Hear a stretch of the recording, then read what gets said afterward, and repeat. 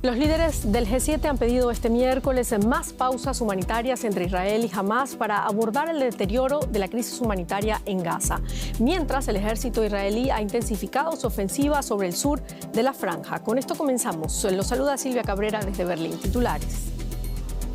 Las tropas israelíes bombardearon la asediada ciudad de Khan Yunis en el sur de la franja de Gaza y rodearon la casa de uno de los líderes de Hamás, aunque no lo encontraron.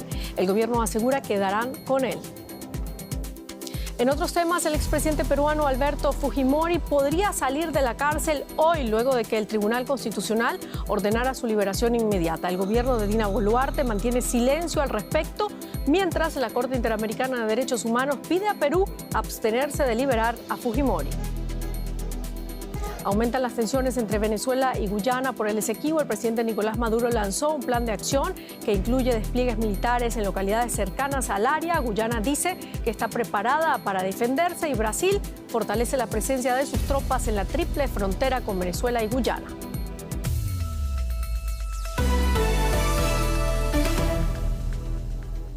Los combates de Israel y Hamás se intensifican en el sur de Gaza, donde el ejército busca al líder de los islamistas. Las tropas israelíes han desarrollado intensas operaciones de combate contra Hamás en el sur de Gaza este miércoles, tras alcanzar el centro de la ciudad de Khan Yunis.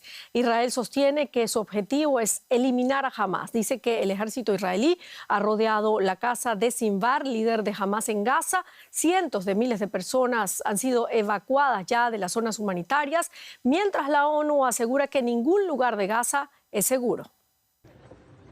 Los sobrevivientes buscan entre los escombros de un edificio destruido, tras ser alcanzado por misiles israelíes esta madrugada. Había 30 personas dentro de la casa, 20 de ellas niños. Nos bombardearon y todo se derrumbó sobre nosotros. Ninguno ha salido de la vivienda en buenas condiciones, todos están heridos. Según Naciones Unidas, cerca de 1,9 millones de gazatíes han huido de sus hogares desde que comenzó la guerra. Muchos han acabado aquí, en Khan Yunis.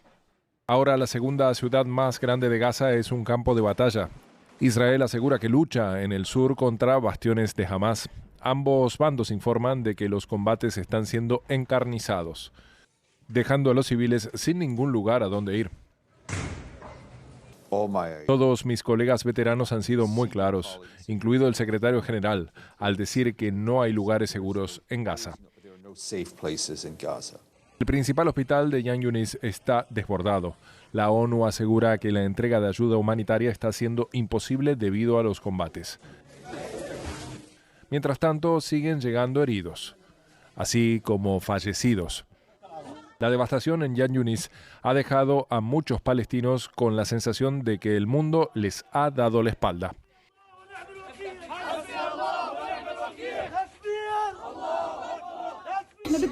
Necesitamos a alguien que esté de nuestro lado. Necesitamos que alguien encuentre una solución. Tras el breve alto el fuego entre Israel y Hamás, los combates se reanudaron con la misma intensidad. Y seguimos con el conflicto de Israel y Hamás. El ejército israelí ha informado este miércoles de que sus tropas han atacado unos 250 objetivos terroristas en la franja de Gaza en las últimas 24 horas. Más con nuestra enviada especial Jenny Pérez en Jerusalén. ¿Cuál es la situación?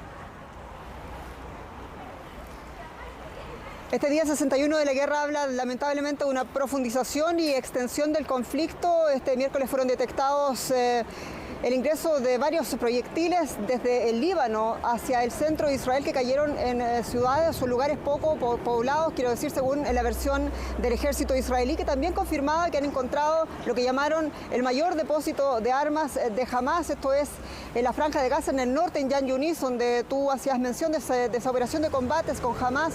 A esta hora dice el ejército israelí que ese hallazgo confirma de que Hamás utiliza a los civiles como escudos humanos, por cuanto fueron encontrados cerca aparentemente de escuelas y de edificios ocupados por civiles.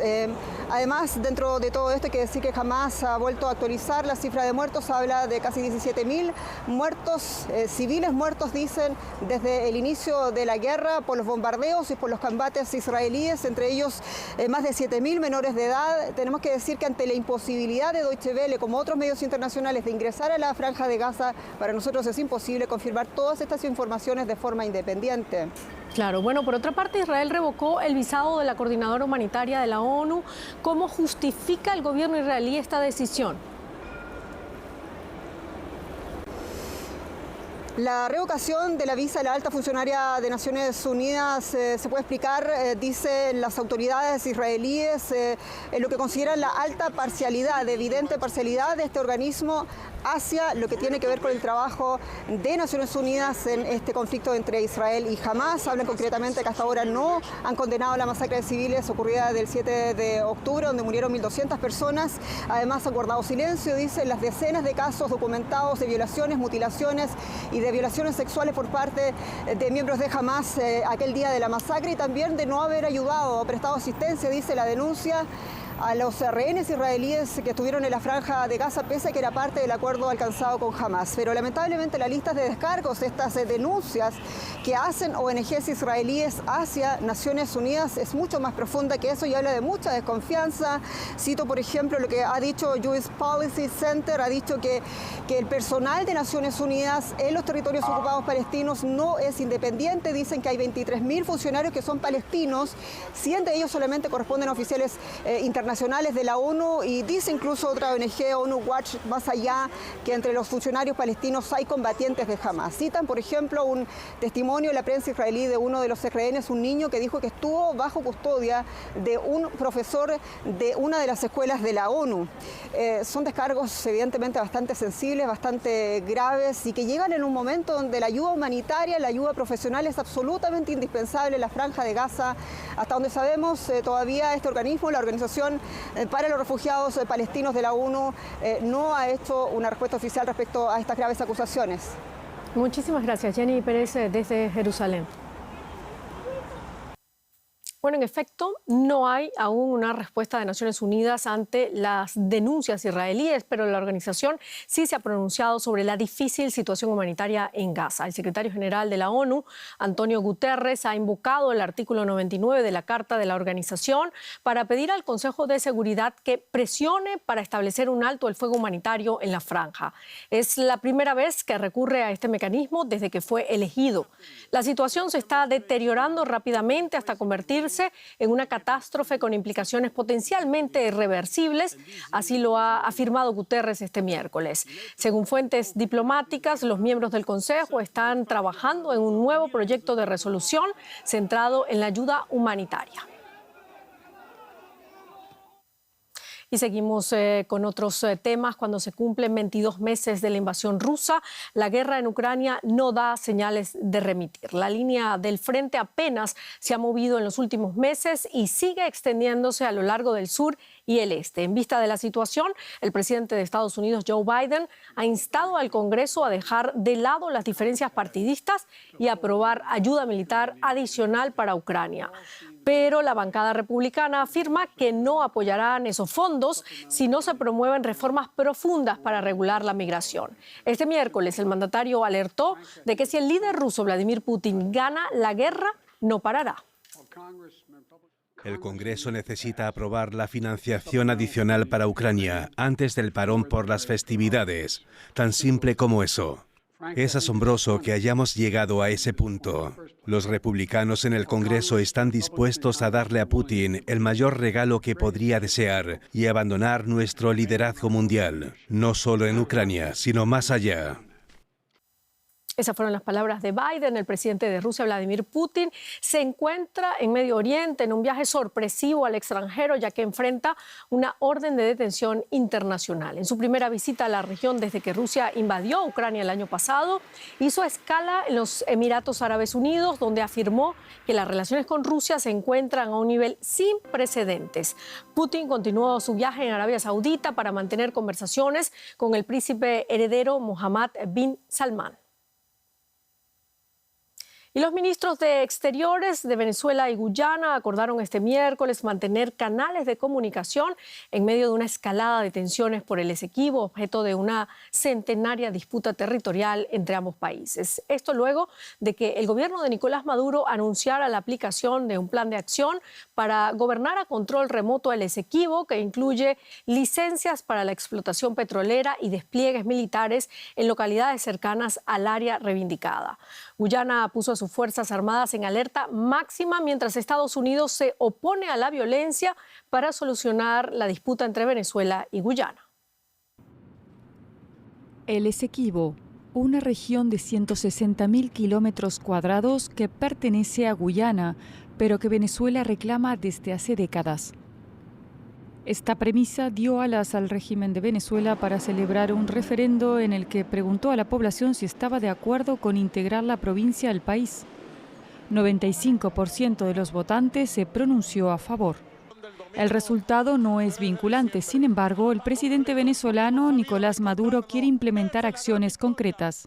De manera inmediata procedan a crear la división PDVSA Esequibo y CBG Esequibo y de inmediato procedamos a conceder las licencias operativas para la exploración y explotación de petróleo, gas y minas en todo el área de nuestra Guayana Esequiba. En la ley especial propongo 3 meses a todas esas empresas para que se retiren de esas operaciones en el mar por delimitar. La reivindicación del Esequibo se intensificó en 2015 cuando la compañía estadounidense ExxonMobil descubrió petróleo en aguas en disputa. El presidente de Guyana asegura que el plan de acción diseñado por Venezuela es una amenaza. Esta noche el presidente Maduro anunció varias medidas que su gobierno pretende tomar para hacer cumplir el resultado del referéndum celebrado el 3 de diciembre de 2023. Guyana considera esto como una amenaza inminente a su integridad territorial e intensificará las medidas preventivas para salvaguardar su territorio. El Esequibo podría convertir a Venezuela o Guyana en el 4º productor mundial de petróleo. De ahí el interés de ambos países por poseerlo, ya que además aliviaría la crisis económica que viven actualmente estos dos países. Y ante semejante escalada, el gobierno de Brasil ha decidido fortalecer la presencia de sus tropas en la triple frontera con Venezuela y Guyana. Vamos ahora de inmediato a Brasilia por más información. Marcelo Silva de Souza con nosotros. Marcelo, Brasil refuerza tropas y medios de empleo militar en las ciudades de Paracaima y Boavista, en el estado fronterizo de Roraima. ¿Qué teme el gobierno de Lula y por qué es considerado estratégico este territorio? ¿Qué tal, Silvia? En los más de 2.000 kilómetros de frontera que Brasil tiene con Venezuela, el estado de Roraima es vital en esta escalada de conflicto entre Venezuela y Guyana. Esto porque el estado amazónico en el norte de Brasil comparte frontera tanto con Guyana como con Venezuela. Y según distintos expertos militares, cualquier incursión o aventura militar que decidiera eventualmente el gobierno de Nicolás Maduro por vía terrestre hacia Guyana debería pasar forzosamente por territorio brasileño, por suelo brasileño y específicamente por Roraima. Esto porque, pese a que Venezuela y Guyana comparten una extensa frontera terrestre, la mayor parte de ella está ocupada por una selva densa que inviabiliza cualquier tipo de traslado de vehículos militares o inclusive de víveres para tropas. El gobierno brasileño acompaña muy de cerca y con preocupación la escalada de este conflicto. Cree todavía que la amenaza de Maduro no pasa de una bravuconada política con impacto y con ojos a la política doméstica de Venezuela, pero también existe el entendimiento de que una escalada de tensión en este sentido puede tener consecuencias imprevisibles. Por eso Brasil envía militares al estado de Roraima y deja una postura bien clara. Cualquier incursión o cualquier aventura militar no va a contar con el visto bueno de Brasil. Bueno, y eso precisamente llama la atención. La diplomacia brasileña ha insistido en las últimas semanas sobre el principio de no injerencia en conflictos ajenos, inclusive de sectores de izquierda en el gobierno han estado asociados al chavismo en el pasado. ¿A qué apunta este movimiento de Brasil? Es cierto que hasta ahora, por la vía diplomática, Brasil se había mostrado neutral, inclusive con el referendo que se celebró el fin de semana, asegurando que se trataba de un asunto interno de Venezuela. Este movimiento de refuerzo militar en la zona fronteriza con Guyana y Venezuela muestra de alguna manera el brazo fuerte del ejército.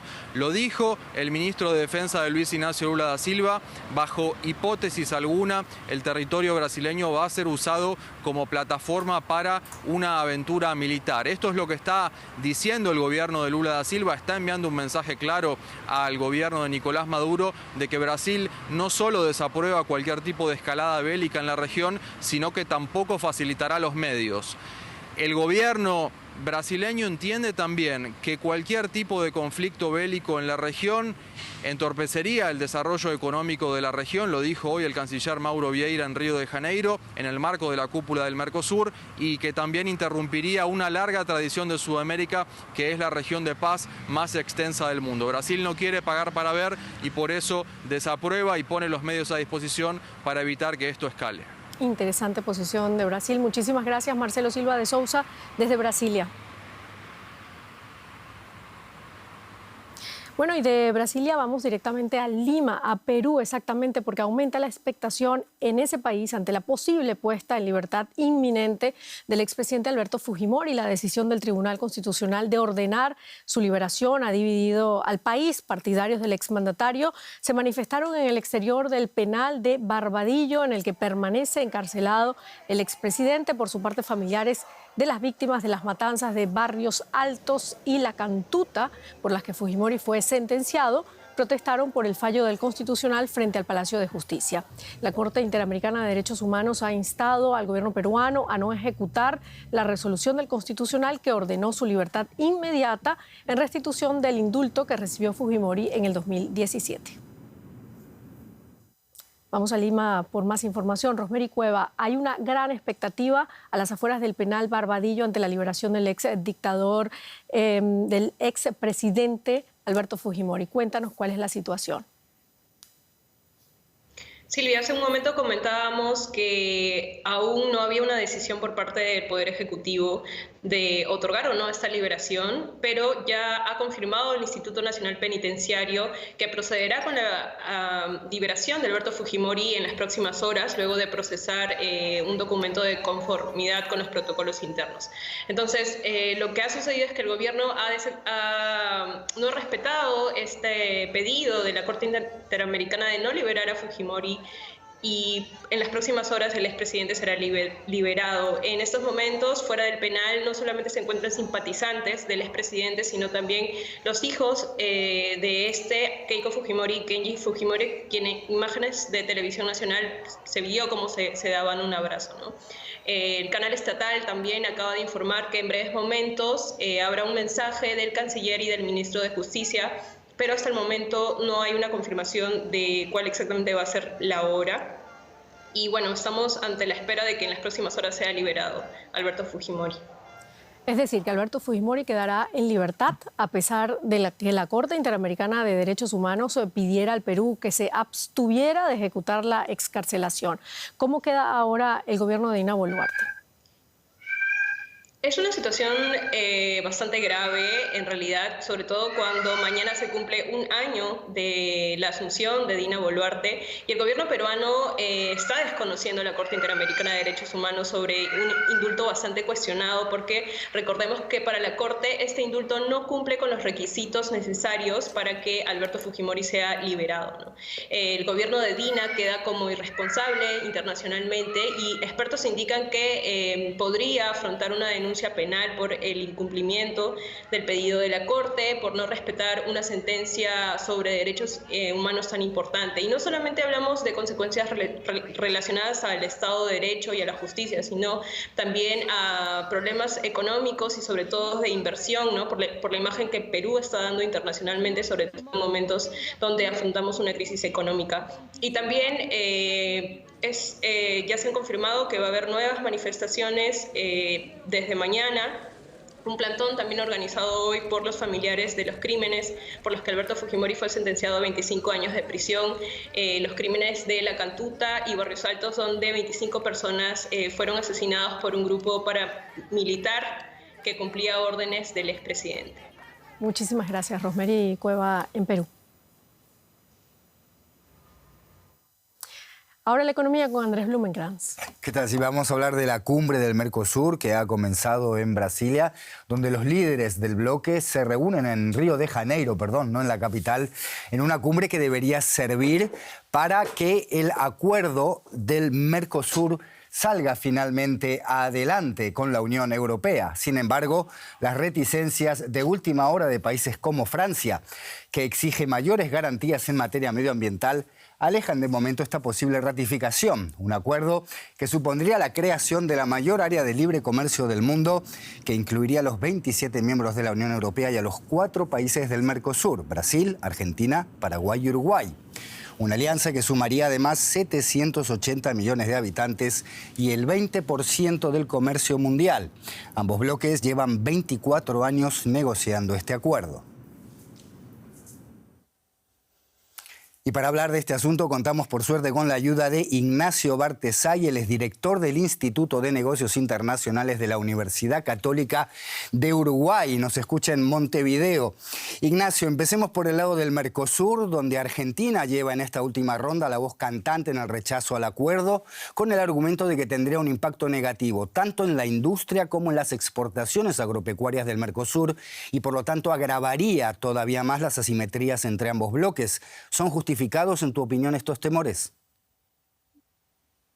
Buenas noches, Andrés. Yo te diría que no son justificados, por supuesto, en el marco de un acuerdo comercial. Siempre hay ganadores y perdedores, pero los estudios indican que Argentina y el Mercosur en su conjunto ganarían en el sector agroindustrial y en el caso de Brasil y de Argentina sí existiría algún impacto negativo en la industria, pero que eso se podría haber mitigado por lo que se gana en inversiones y lo que también se puede ganar en servicios y en otros efectos que tiene este tipo de acuerdos. Por lo tanto, creo que el temor de Argentina en este sentido, si uno mira de forma integral el acuerdo, sería un poco exagerado.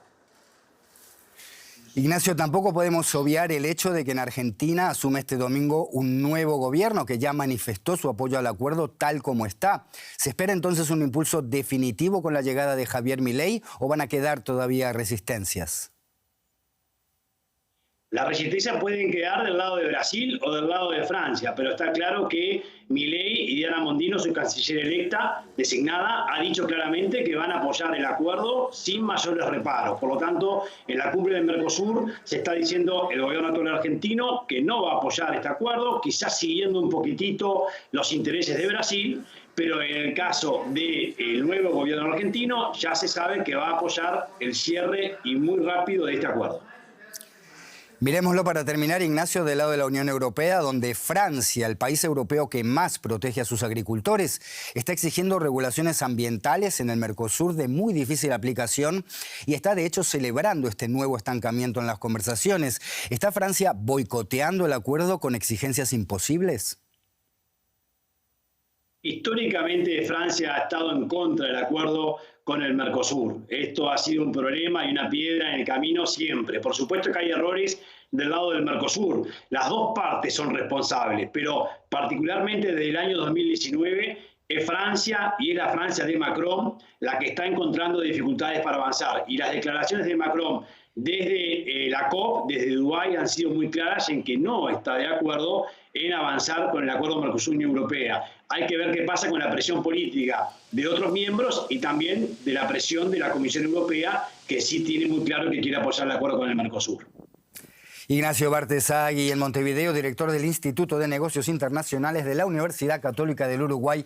Muchas gracias y hasta cualquier momento. Con todo gusto. Buenas noches. Más temas. Italia ha abandonado oficialmente su participación en la iniciativa de la nueva ruta de la seda, la ambiciosa red de infraestructuras de China para fomentar el comercio global. Italia había sido el primer y único gran país europeo en sumarse a la iniciativa. La primera ministra Giorgia Meloni ya había avanzado hace un año su intención de abandonar el proyecto que fue suscrito por el anterior gobierno italiano en 2019. El acuerdo, vigente todavía con China, expira en el próximo mes de marzo, pero Roma ya ha comunicado oficialmente a Pekín que no va a renovar su participación. Y ahora Silvia Cabrera nos va a contar más. Nos vamos directamente a Estados Unidos. Un tiroteo en la Universidad de Nevada, en Las Vegas, dejó este miércoles múltiples víctimas, incluido el agresor, que fue abatido por la policía. La universidad ha instado a los estudiantes a abandonar la zona. Las Vegas fue el escenario del mayor tiroteo masivo de Estados Unidos en 2017, cuando un atacante mató a 60 personas e hirió a cientos más en un casino.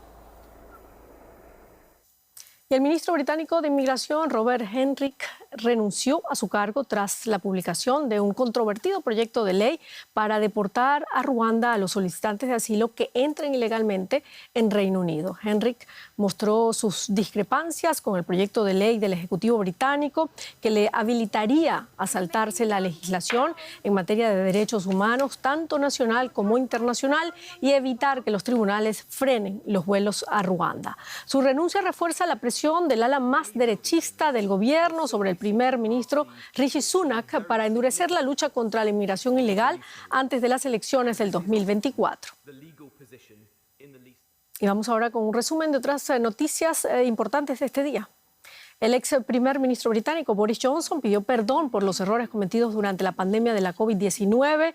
Johnson declaró en una investigación pública sobre su gestión que su gobierno tardó demasiado en comprender la magnitud de la crisis. Más de 230.000 personas murieron a causa del coronavirus en Reino Unido, una de las cifras más altas del mundo. El expresidente de la Cámara de Representantes de Estados Unidos, Kevin McCarthy, dejará el Congreso a finales de año. El legislador californiano fue destituido de su cargo en octubre por miembros del ala más radical de los republicanos, a la que se sumaron los demócratas. McCarthy hizo historia al ser el único presidente de la Cámara que fue destituido por votación. Y los actores de Hollywood ratificaron por amplia mayoría el nuevo convenio colectivo del sector que pone fin a una larga y costosa disputa laboral con los estudios de cine y las plataformas de streaming.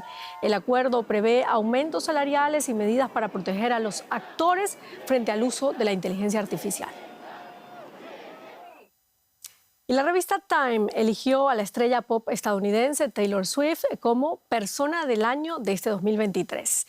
Esta publicación estadounidense, una de las más influyentes del mundo, calificó a la cantante de fuerza musical de la naturaleza y la elogió por ser tanto la escritora como la protagonista de sus propias historias. Swift es la primera mujer que recibe el título en 2 ocasiones. También fue nombrada Persona del Año de la revista Time en 2017. Y con eso terminamos nuestro informativo. Gracias por habernos acompañado. Hasta luego.